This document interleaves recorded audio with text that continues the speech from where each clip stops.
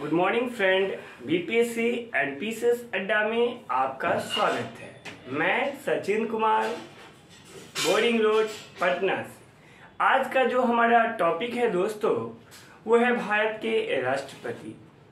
IAS से लेके group D तक की एग्जामिनेशन में इससे क्वेश्चन बनाया जाता है और जो आज का हमारा पढ़ाने का लेवल रहेगा वो बटन टू टॉप रहेगा। चलिए शुरू करते हैं आज का टॉपिक। अगर आप नए हैं तो हमारे चैनल को लाइक कीजिए और सब्सक्राइब कीजिए। अब हम भारत के राष्ट्रपति के बारे में आप लोगों को पढ़ाएंगे दोस्तों। तो चलिए शुरू करते हैं आज का टॉपिक, भारत के राष्ट्रपति के बारे में। आर्टिकल 52 प्रावधान करता है कि भारत में एक राष्ट्रपति होंगे, यानी राष्ट्रपति का पद अगर क्वेश्चन आए कि राष्ट्रपति का पद किस आर्टिकल से है, तो आर्टिकल 52 से राष्ट्रपति का पद है। याद रखिए, इसमें क्वेश्चन घुमा सकता है कि भारत के राजनीतिक हेड कौन होते हैं, तो उसमें प्रधानमंत्री मारिएगा और नॉमिनल हेड अगर पूछे, नाम मात्र के हेड, तो वह है राष्ट्रपति है। अब हम आगे बढ़ते हैं। आर्टिकल 53 ये प्रावधान करता है कि संघ की कार्यपालिका शक्ति राष्ट्रपति में ही निहित होगी, यानी केंद्र सरकार के द्वारा, जैसे भी मोदी गवर्नमेंट है, वो कोई भी बिल लाती है, संसद से पास कराती है और राष्ट्रपति जब सिग्नेचर करेंगे तभी वो बिल बन पाएगा। इसका मतलब ये हो सकता है, और एक ये भी मतलब है कि राष्ट्रपति चाहे तो अपने प्रतिनिधि रख के वो कोई भी कार्य संवैधानिक करवा सकते हैं। वो आर्टिकल 53 प्रावधान करता है। अब हम आर्टिकल 54 पे आते हैं। राष्ट्रपति, अब देखिए क्वेश्चन ये आ सकता है दोस्तों कि राष्ट्रपति के इलेक्शन में कौन कौन भाग लेते हैं। याद रखिए, इसमें क्वेश्चन घुमाता है कि निम्न भाग लेते हैं, निम्न भाग नहीं लेते हैं। याद रखिएगा दोस्तों, राष्ट्रपति के इलेक्शंस में लोकसभा, राज्यसभा एवं विधानसभा भाग लेता है और अपवाद स्वरूपी दिल्ली और पुडुचेरी केंद्र शासित प्रदेश भी भाग लेती है। इसके अलावा जितने भी 6 केंद्र शासित प्रदेश बच गए वो पार्टिसिपेट इसमें नहीं करता है। अब क्वेश्चन इसमें और भी घुमाता है कि राष्ट्रपति के चुनाव में ये हो गया, राष्ट्रपति के महाभियोग में कौन कौन इसमें से भाग लेते हैं, तो राष्ट्रपति के महाभियोग में विधानसभा भाग नहीं लेता है, सिर्फ सांसद भाग लेता है और सांसद के अंदर लोकसभा और राज्यसभा। और भी क्वेश्चन घुमाएगा तो ये पूछ सकता है कि मनोनीत सदस्य क्या पार्टिसिपेट करते हैं। नहीं, मनोनीत सदस्य भी पार्टिसिपेट इसके इलेक्शन में नहीं करते हैं। 2 ही इसमें एंग्लो इंडियन है, वो भी तो अब खत्म कर दिया है। राज्यसभा से 12 है। अब हम अगला बढ़ते हैं टॉपिक की ओर। राष्ट्रपति के सिलसिले में अगला क्वेश्चन अगर जो कोई बनता है तो ये है कि अभी जो इलेक्शन हुआ है वर्तमान, वो कैमा इलेक्शन था। याद कीजिए, इलेक्शन 16वां था, लेकिन राष्ट्रपति के रूप में ये 15वां शपथ ली। तो ऐसा क्यों हुआ? क्योंकि आपको पता है कि कोई भी राष्ट्रपति भारत में राजेंद्र प्रसाद के छोड़ के 2 बार नहीं चुने गए हैं। राजेंद्र प्रसाद देखा जाए तो ऐसे 3 बार चुने गए हैं। एक जब जो कमिटी विधानसभा ये जो रूल्स बना रही थी उसके अध्यक्ष संविधान सभा के थे, तो 2 साल का कार्यकाल था। उसके अलावा 2 नियमित चुनाव से वो चुने गए थे। द्रौपदी मुर्मू दूसरी महिला है, पहली नहीं है, प्रथम आदिवासी महिला है। और इनका निर्वाचन जो हुआ है, चुनाव, वो 16वां चुनाव था, लेकिन राष्ट्रपति के रूप में ये 15वां थी। आगे बढ़ते हैं। आर्टिकल 57 क्या कहता है?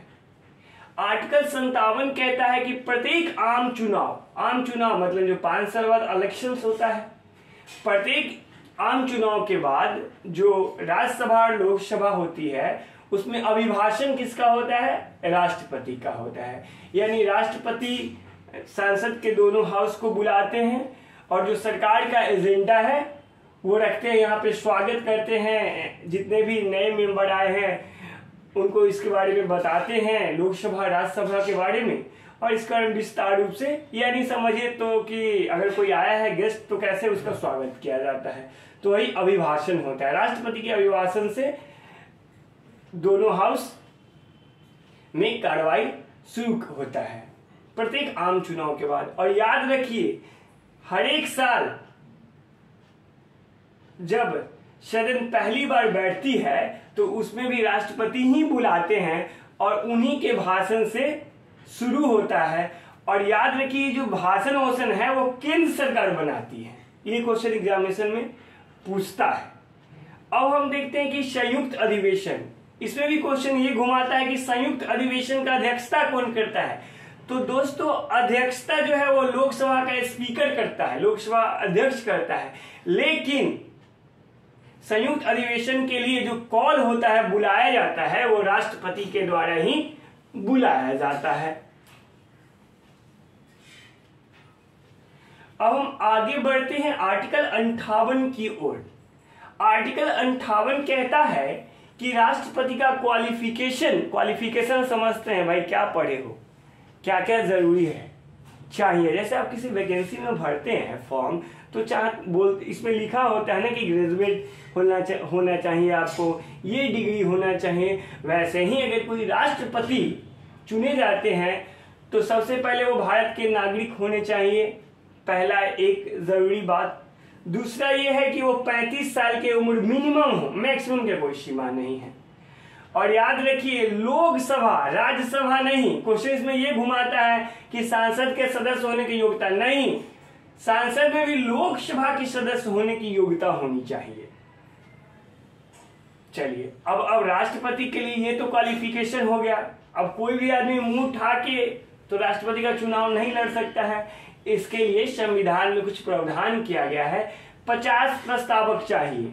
अब प्रस्तावक क्या होता है, सपोज कीजिए कि हम किसी को कहीं नॉमिनेशन कराने ले जा रहे हैं, तो हम कहेंगे कि हम ये प्रस्ताव देते हैं कि फलाना जी ये राष्ट्रपति के चुनाव के लिए लड़ेंगे और हम 50 आदमी को ये सपोर्ट करते हैं, ये प्रस्तावक हो गया। अब अनुमोदक क्या है, 50 आदमी जो होता है वो अनुमोदक होता है कि हाँ ये सही है, भारत के नागरिक है, ये है वो है, ये सही है। यानी 50 प्रस्तावक और 50 अनुमोदक। 15,000 रुपये आपको फी के रूप में भी नॉमिनेशन के वक्त में जमा करना पड़ता है।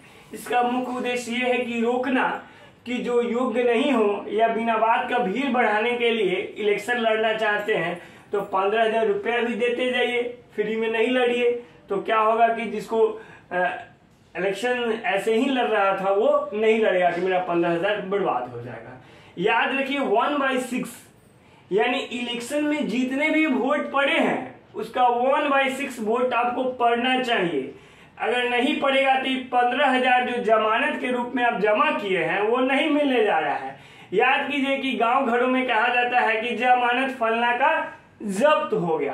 क्यों जब्त हो गया भाई, 1/6 वो वोट नहीं ला पाए।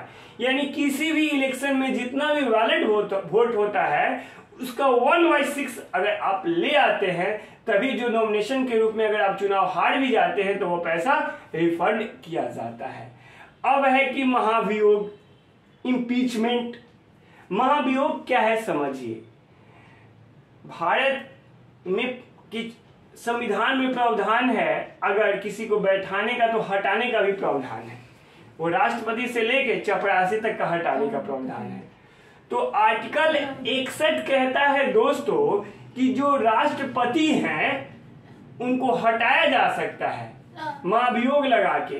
तो याद रखिए कि महाभियोग में कौन कौन भाग लेता है। महाभियोग में भाग लेता है लोकसभा और राज्यसभा। जो विधानसभा चुनाव में भाग ली थी वो अब नहीं लेगी। महाभियोग लगाने से पहले 14 दिन पहले आपको राष्ट्रपति को लिखित भेजना पड़ेगा हाउस के द्वारा कि आप पे महाभियोग लगाया जा रहा है, और उस लिखित में कम से कम जितने भी उस हाउस के सीट हैं टोटल उसके 1/4 मेंबर का सिग्नेचर होना चाहिए। और भी आगे बहुत प्रावधान है। उसके बाद एक कमेटी जांच करती है, कमेटी जांच सही पाती है और लोकसभा स्पीकर अगर परमिशन दे देते हैं तो 2/3 यानी बहुमत जितने भी मेंबर है उसके 2/3 अगर ये प्रस्ताव पारित कर देते हैं कि राष्ट्रपति को हटाया जाए, तो फिर अगला हाउस में भी ऐसे ही 2/3 से अगर पास हो जाता है तो राष्ट्रपति उस दिन से सेवा मुक्त हो जाते हैं। यानी लोकसभा भी ये प्रस्ताव ला सकती है और ये राज्यसभा भी प्रस्ताव ला सकती है। ये इंपॉर्टेंट क्वेश्चन बन जाता है। अब राष्ट्रपति का शपथ, ओट्स, अब राष्ट्रपति बने हैं तो इनको शपथ कौन दिलाएगा? तो जो सुप्रीम कोर्ट के मुख्य न्यायाधीश होंगे, चीफ जस्टिस होंगे, उन्हीं वही इनको पद और गोपनीयता का शपथ दिलाता है। राष्ट्रपति शपथ तो उपराष्ट्रपति दिलाए, लेकिन नहीं, त्याग पत्र देना है तो उपराष्ट्रपति को दीजिए। और उपराष्ट्रपति क्या करते हैं कि उपराष्ट्रपति लोकसभा स्पीकर को ये त्याग पत्र भेज देते हैं, बता देते हैं, और लोकसभा क्या करती है कि नए चुनाव करवाती है। अब हम देखते हैं कि महाभियोग के बारे में पहले ही बता चुके थे, ये टॉपिक क्लियर है। अब वेतन, राष्ट्रपति बनेगा तो वेतन के रूप में 5 लाख रुपया मिलेगा। याद रखिए ये प्रावधान होता है कि मूल वेतन भारत के राष्ट्रपति से किसी भी सरकारी कर्मचारी को ज्यादा नहीं दिया जा सकता है। यानी 5 लाख से ज्यादा अगर कोई बोले कि मेरा मूल वेतन है भारत में, कोई अगर कर्मचारी या ऑफिसर, तो नहीं मानिएगा। 5 लाख से ज्यादा अभी फिलहाल नहीं मिल सकता। यानी राष्ट्रपति का वेतन 5 लाख रुपया है, उसके अलावा भी बहुत तरह का मिलता है। ये संचित निधि पे भारित होता है। अब ये 5 लाख रुपया जो दिया जाएगा वो केंद्र सरकार के पास एक फंड होती है, संचित निधि। संचित निधि में क्या होता है, जो केंद्र सरकार को जो टैक्स के रूप में, सेवा कर के रूप में, एक्साइज ड्यूटी के रूप में जितने भी तरह का टैक्स है वो संचित फंड में ही जाती है, संचित निधि में जाती है, और इससे राष्ट्रपति का वेतन दिया जाता है। राष्ट्रपति के पास दोस्तों एक स्पेशल पावर है क्षमादान का। सपोज कीजिए कि किसी को उम्र कैद हो गया तो राष्ट्रपति उसको चाहेगा तो सजा कम कर सकता है, सजा मुक्त कर सकता है। लेकिन अगर फांसी का सजा होगा तो उसमें एक अनिवार्य कर दिया है 44वां ला के, इसके तहत उसको जो केंद्र में सरकार होगी उसकी सलाह मानने के लिए बाध्य कर दिया गया है कि अगर क्षमादान, अगर फांसी का सजा है तो केंद्र सरकार से आप परमिशन लेके ही इसको क्षमा को खत्म कर सकते हैं, यानी फांसी की सजा को टाल सकते हैं। याद रखिए 143 आर्टिकल प्रावधान करता है कि राष्ट्रपति चाहे तो सुप्रीम कोर्ट के चीफ जस्टिस से सलाह ले सकते हैं किसी कानूनी मसला पे, लेकिन याद रखिए वो बाध्य नहीं है कि लेंगे ही, मन होगा तो लेंगे, नहीं मन होगा तो नहीं लेंगे। और ये भी इंपॉर्टेंट है कि जो दिए हैं वो मानने के लिए ये बाध्य नहीं है। अब चलिए देखते हैं आर्टिकल 108। आर्टिकल 108 क्या कहता है दोस्तों? आर्टिकल 108 संयुक्त अधिवेशन की बात करता है। अब संयुक्त अधिवेशन क्या होगा? कुछ प्रावधान दिए गए हैं, जैसे संविधान संशोधन में संयुक्त अधिवेशन नहीं हो सकता है, यानी जो भारत के मौलिक ढांचा को बदल रहा है वैसे चीजों में आप संयुक्त अधिवेशन नहीं कर सकते हैं। तो संयुक्त अधिवेशन समझिए जब लोकसभा और राज्यसभा दोनों को एक ही हाउस में बैठा दिया जाता है और किसी बिल को अगर पास करवा दिया जाता है तो वही संयुक्त अधिवेशन है। संयुक्त अधिवेशन संविधान संशोधन विधेयक पे नहीं लाया जा सकता है, साधारण विधेयक पे आप ला सकते हैं। चलिए अब आर्टिकल 123 एक विशेष पावर देता है। आर्टिकल 123 दोस्तों, ये आर्टिकल 1935 के प्रावधान से लाया गया है।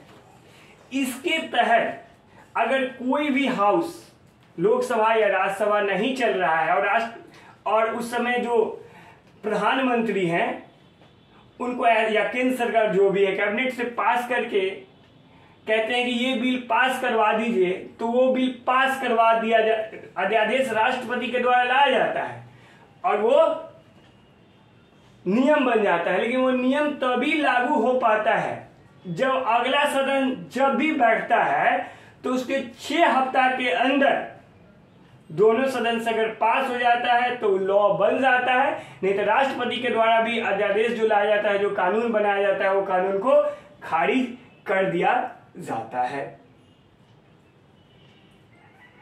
अब आगे का टॉपिक दोस्तों देखते हैं। आगे राष्ट्रपति के बारे में इंपॉर्टेंट टॉपिक है। हाँ, शपथ अब हो गया ना, क्षमादान हो गया दोस्तों। राष्ट्रपति के रिलेटेड जो जो मोटी मोटी बातें थी वो सारे को इसमें कवर कर लिया गया है। अब हम क्या देखते हैं कि आपके एग्जामिनेशन में कौन कौन क्वेश्चन पूछे जा सकते हैं, वो विस्तार रूप से हम दिए हैं। उसका स्क्रीनशॉट आप ले लीजिएगा। अगले पेज पे आप एक पेज आएगा, हाँ ये पेज हो गया।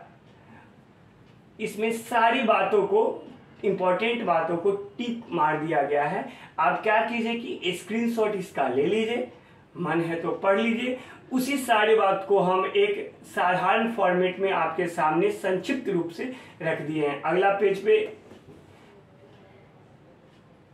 वही बातों को वर्णन कर दिया गया है। एक और पेज है, इसका आप स्क्रीनशॉट ले लीजिए, एग्जामिनेशन के लिए बहुत हेल्पफुल होंगे। Thank you. आज का क्लास ओवर।